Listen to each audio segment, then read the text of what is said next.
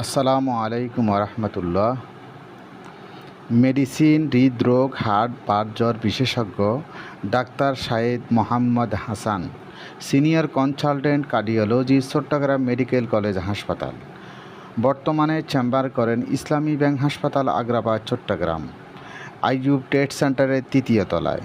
কেউ যদি ডাক্তার দেখাতে চান তাহলে অবশ্যই ইসলামী ব্যাংক হাসপাতাল, আগ্রাবাদ, চট্টগ্রামে চলে যাবেন। আমার ভিডিওটি যদি ভালো লাগে অবশ্যই সাবস্ক্রাইব করে দিবেন। আসসালামু আলাইকুম রহমতুল্লাহ।